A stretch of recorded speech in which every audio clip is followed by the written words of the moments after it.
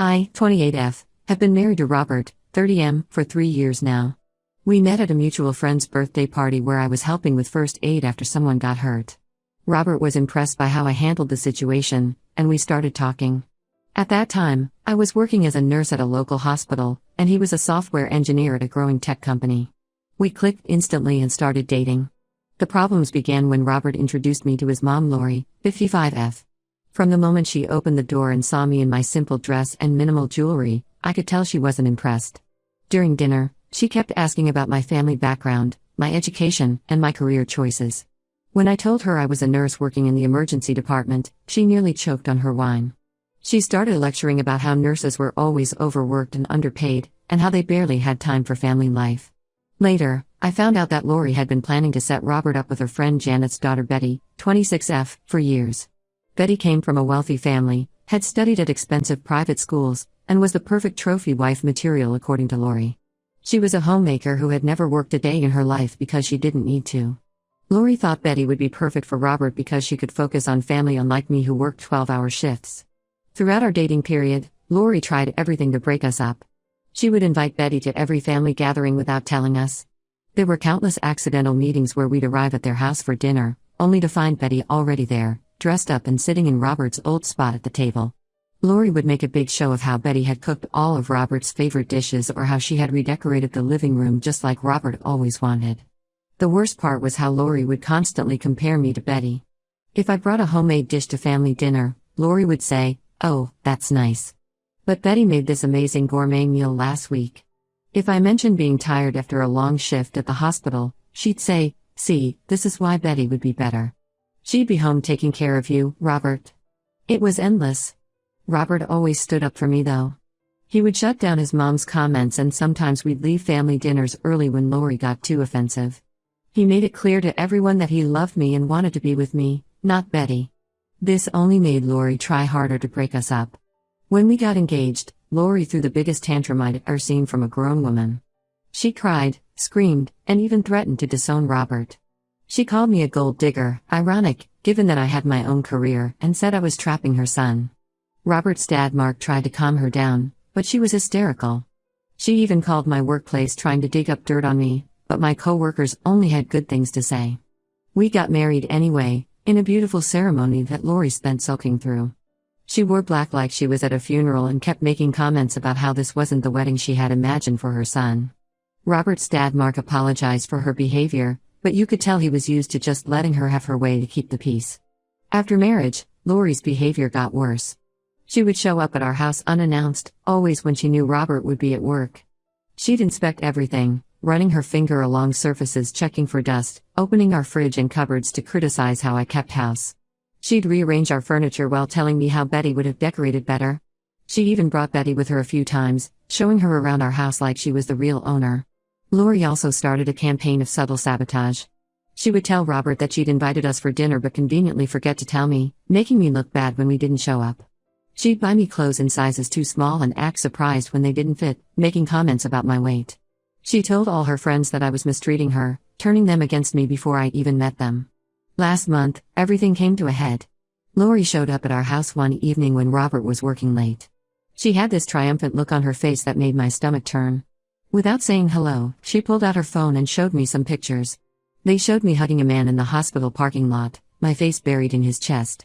The pictures were taken from a distance but clear enough to see it was me.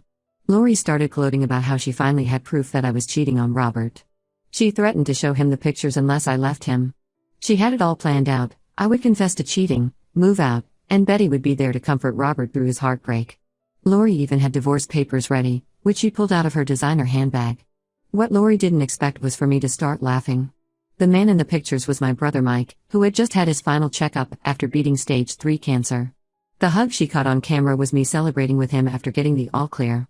Robert knew all about this. He had visited Mike in the hospital multiple times during his treatment and had been supporting both of us through the whole ordeal. I called Robert right there and put him on speaker. I told him his mom was trying to blackmail me with pictures of me hugging Mike. Robert was instantly furious. He left work immediately and came home. When he saw the pictures and the divorce papers, he completely lost it. He asked his mom how she could use my brother's cancer recovery as a weapon against me. Lori tried to backtrack, claiming she didn't know it was my brother, But that was an obvious lie. She had met Mike several times and even sent him a get well card during his treatment. Robert told her to leave our house and not come back until she could treat me with respect. He was shaking with anger as he said this. I had never seen him so angry before. Lori left in tears, but she wasn't done yet. She started calling all our relatives, telling them I had somehow manipulated Robert into turning against his own mother. She painted herself as the victim, crying about how she was just trying to protect her son from a cheating wife. Robert's dad, Mark, who had always tried to stay neutral in our conflicts, finally stepped in. He told Lori she had gone too far this time. He was tired of making excuses for her behavior.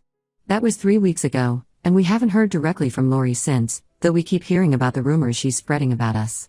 Robert is hurt but remains firm that his mom needs to seriously apologize and change her behavior if she wants to be part of our lives again.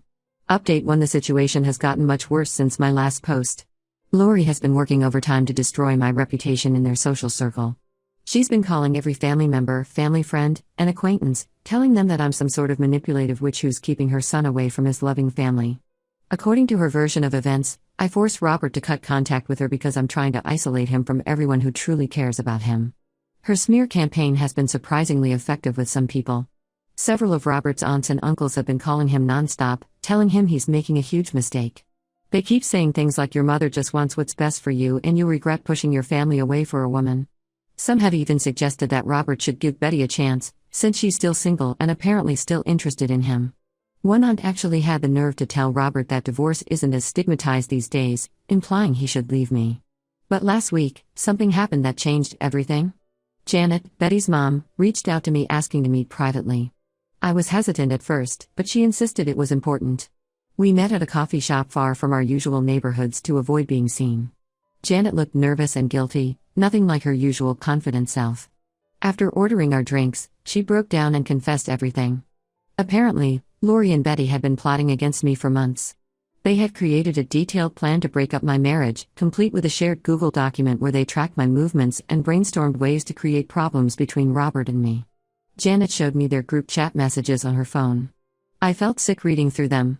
They had been following me around for months, taking pictures of every interaction I had with male colleagues and patients at the hospital. They documented when I went to lunch with my male coworkers, always in groups, always work-related, when I helped elderly male patients to their cars, even when I talked to the male barista at my regular coffee shop. They were desperate to find something, anything they could twist into evidence of infidelity. Betty had even applied for a job at Robert's company, hoping to run into him at work and create some office romance drama. She had planned to deliberately seek him out for help with projects, invite him to team lunches, and try to rekindle their non-existent past connection. Thankfully, she didn't get the job. Her technical skills weren't up to par according to the hiring manager. When their other plans failed, they decided to use the pictures of me hugging my brother as their trump card. The chat messages showed they knew exactly who Mike was. They had even discussed waiting outside the hospital on his appointment day because they knew I would be there.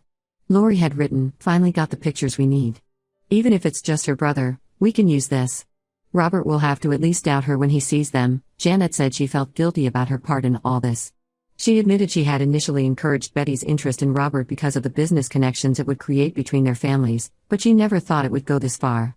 She showed me more messages where Lori and Betty discussed their plans for after I was out of the picture, how Betty would swoop in to comfort Robert, how they would start dating, how perfect their life would be.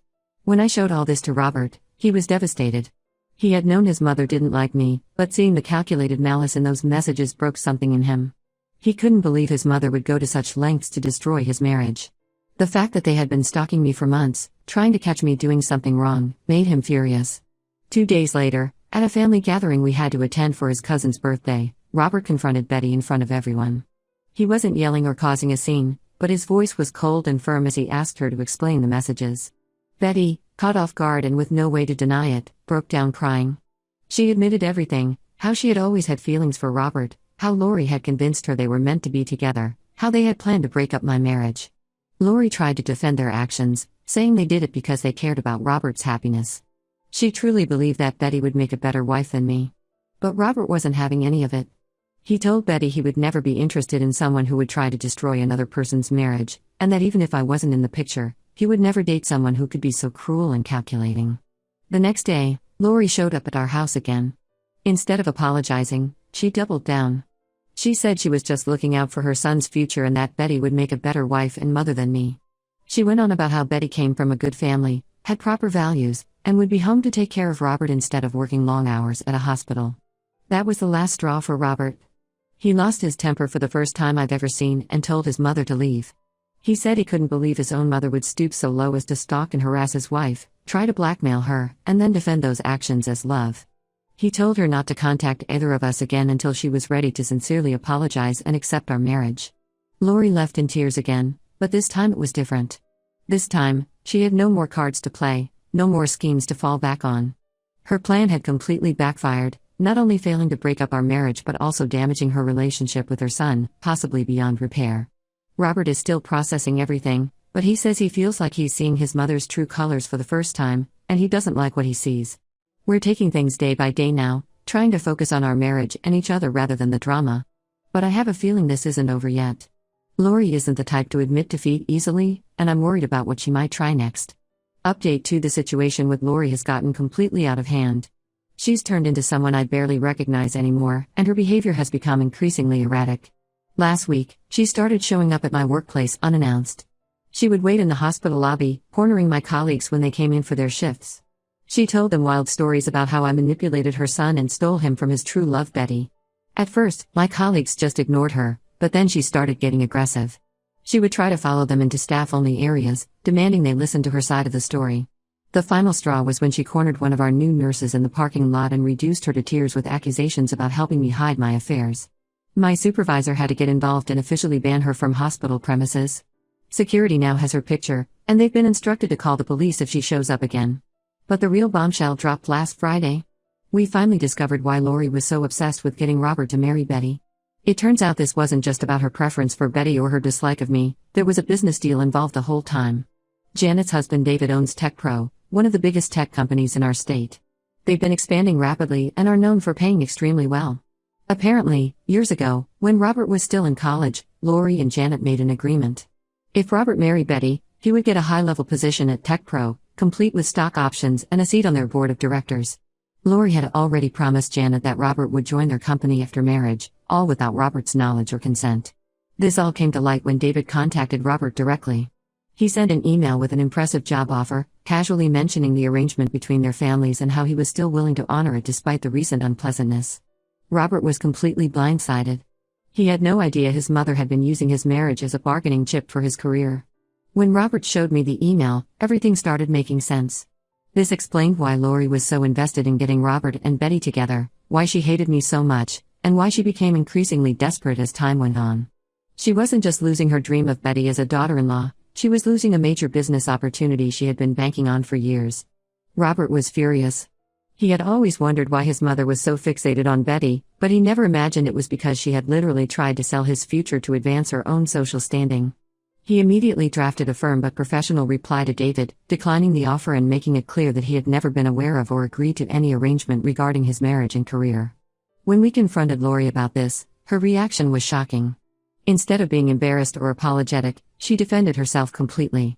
She said she was trying to secure Robert's future and that the connection with TechPro would have been invaluable for his career. She actually seemed proud of herself for arranging such a perfect future for her son. Lori went on a long rant about how I had ruined everything with my selfish decision to keep working as a nurse. She said Betty's family connections would have helped Robert's career more than a nurse wife ever could. She talked about all the society events and networking opportunities Robert was missing out on because I was too busy working shifts at the hospital instead of attending charity galas with Betty. Robert finally snapped. He told her he was perfectly happy with his current job and his wife, and that he didn't need her to plan his life. He said he'd rather work his way up on his own merit than use marriage as a career move. He also pointed out that my salary as a nurse helped us buy our house, something Lori had conveniently forgotten when criticizing my career. The confrontation ended with Lori storming out, but not before she dropped another bombshell. She revealed that she had already spent money renovating a house for Robert and Betty, convinced that her plan would work. She had been so sure that once the pictures of me cheating came out, Robert would leave me and run straight to Betty. Now she was stuck with a renovated house and a ruined plan. This whole revelation has left us reeling. Robert is dealing with the fact that his mother basically tried to sell him into a marriage for business connections. I'm trying to process that all of Lori's attacks on my career weren't just snobbery, she was actively trying to clear the way for her business deal. It's like finding out the past several years of our lives have been part of someone else's chess game. Update 3: It's been 3 months since everything blew up, and our lives have changed dramatically. After all the drama with Lori and the Tech Pro situation, Robert got headhunted by a competing tech company in a different city. They offered him a better position with nearly double his current salary. After much discussion, we decided to take the offer and move. I was able to transfer to their city's main hospital, and we saw this as an opportunity for a fresh start away from all the drama. The distance has been good for us. Without Lori's constant interference and the weight of family expectations, we've been able to focus on our marriage and our future together. We bought a beautiful house in a quiet neighborhood, and for the first time since our wedding, we feel like we can breathe freely. Lori's reaction to our move was predictably dramatic. She's been telling everyone who'll listen that I forced Robert to move away to isolate him from his family completely. She even tried to convince Robert's dad, Mark, that I was being abusive by cutting Robert off from his support system. Fortunately, most people now know better than believe her stories. Speaking of Mark, he finally reached his breaking point with Lori. After discovering the business deal she tried to arrange with Tech Pro and watching her increasingly erratic behavior, he decided he couldn't stay in the marriage anymore. He moved out last month and is filing for divorce. He told Robert that watching Lori try to destroy our marriage made him realize how toxic she had become, and he couldn't keep enabling her behavior. Betty, surprisingly, has moved on. She got engaged to a junior partner at her father's law firm. Janet reached out to us again to apologize, this time with Betty. They both acknowledged how wrong they had been to participate in Lori's schemes. Betty admitted that she had gotten caught up in Lori's manipulation and her own teenage crush on Robert, but seeing how happy we are together made her realize she had been chasing a fantasy. Lori, however, still hasn't shown any remorse. Instead of apologizing, she tried to turn Robert's extended family against us by playing the victim. She told them we were cruel to move away when she was going through a divorce. She even tried to organize a family intervention to convince Robert to move back home, but no one was interested in participating. The last straw was when Lori somehow got our new address and showed up unannounced, crying about how she had lost everything, her son, her husband, and her social standing, because of me. Robert calmly told her that she had lost everything because of her own actions, not because of me. He told her we would be going completely no contact unless she got professional help and showed genuine remorse for her actions. Since then, we've blocked Lori on everything. Robert says he's open to reconciliation if she ever truly changes, but we both know that's unlikely to happen. She's still convinced she did nothing wrong and that everything that happened is my fault. The whole experience has actually made our marriage stronger. Robert and I have learned to communicate better and stand united against external pressures. We've built a close circle of friends in our new city, and Robert's dad visits us regularly. My parents have been incredibly supportive throughout everything, and they're helping us plan for our future. Sometimes I think about how Lori's attempts to break us up ended up pushing us closer together. Her schemes made us realize how strong our bond really is. We're now expecting our first child, and while part of me is sad that our baby won't have a relationship with their paternal grandmother, I know we made the right decision in cutting toxic people out of our lives, even if they're family.